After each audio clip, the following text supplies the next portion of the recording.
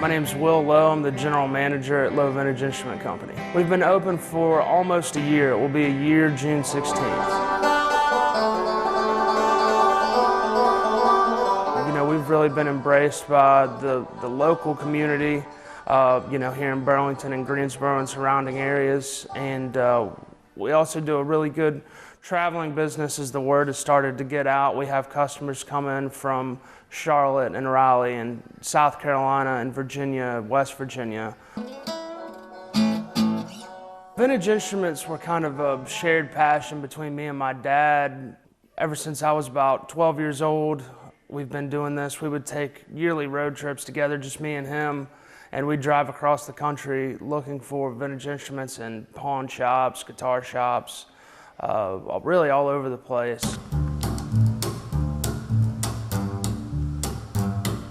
I'm Ed Lowe, and I'm the owner of Lowe Vintage Instrument Company in Burlington, North Carolina. We're having a blast running this business, having this shop open. You know, the accolades that we're getting, watching Will in his environment here. As a father, I can't think of anything much better than having the opportunity to be in business with your son. During my 5th year at NC State, I had a car accident that put me in a wheelchair for 6 months, and I was living at home doing physical therapy. It really gave me some time to think about what I wanted to do as far as a career, and I just knew that this was something that I was really passionate about and something that I really loved. So we decided we'd open up a brick and mortar store, and here we are today.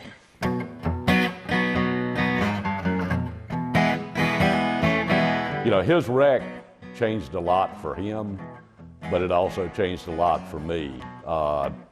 You know, I always had visions of retiring up to the mountains and tinkering around with banjos and fixing them up and selling them. But after his wreck, and he and I had gotten into a lot of deep conversations while he was rehabbing at home, you know, we kind of dreamed up this vision we had of designing the store and opening a store that we had always wanted to walk into when we were making our travels during the summers together.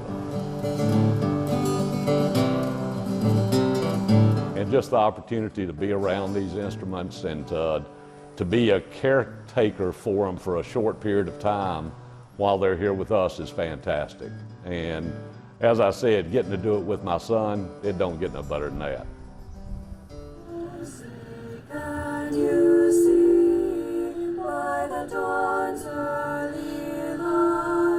I'm honored to be here on this day set aside to remember and honor our fallen veterans.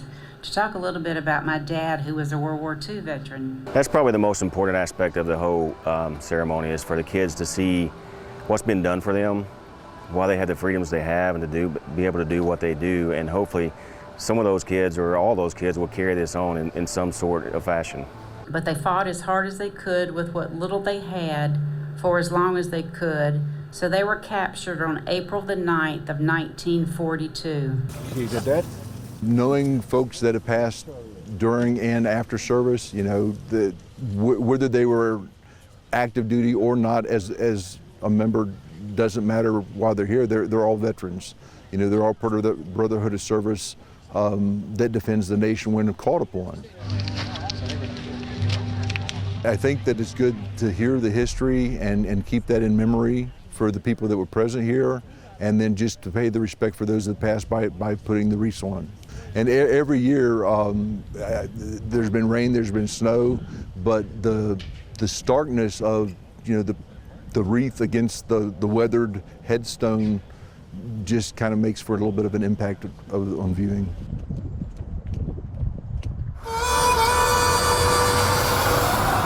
On any given day, Spicy goat? you'll find Hop's Burger Bar We will need to get one more fried chicken down for that guy. is packed with regulars. What do you usually order? The North Carolinian every single time. Y'all got a couple minutes before anything else comes up.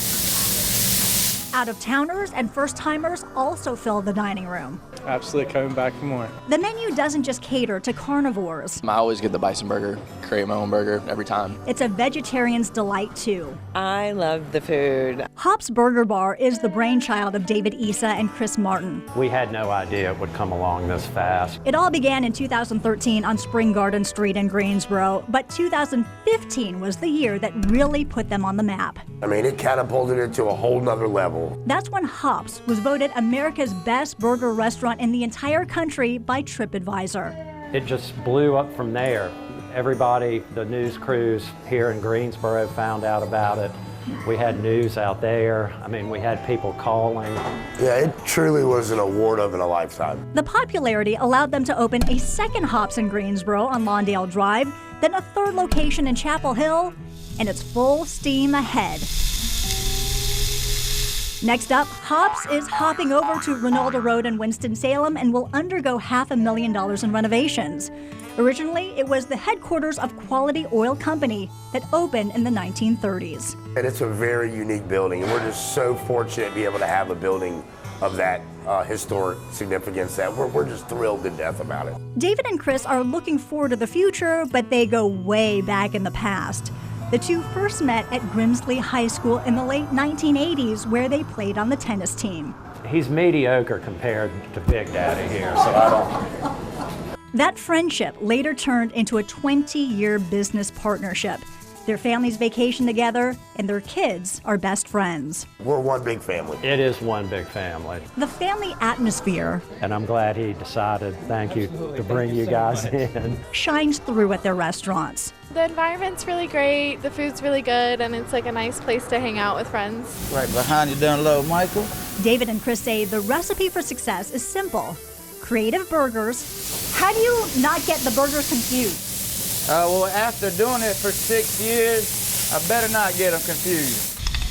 But the secret sauce comes down to quality ingredients and tasty recipes. We want them to leave with a great smile on their face saying they had the best burger they could have possibly had. It's that good. It's that good. I love it that much.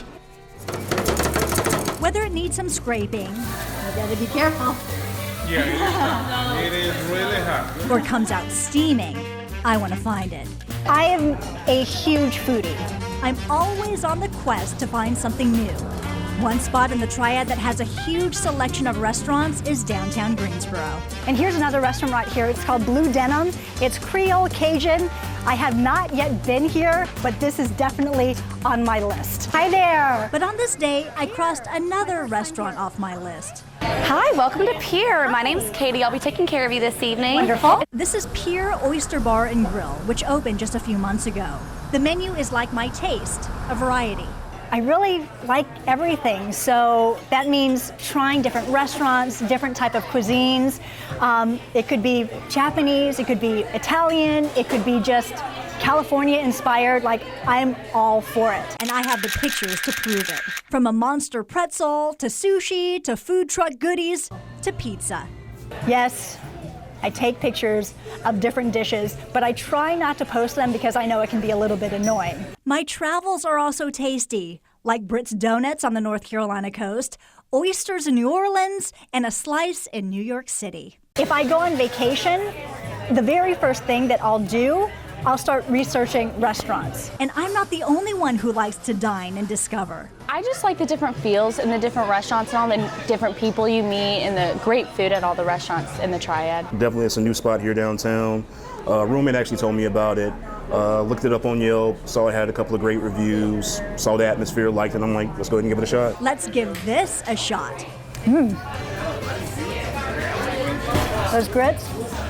Delicious. Each restaurant offers different tastes and textures. And what's really nice is that you don't have to do the dishes. And I'm hungry for the next adventure. From brown ales to lagers to IPAs, you'll find a variety on tap at your favorite bar. But what you might not see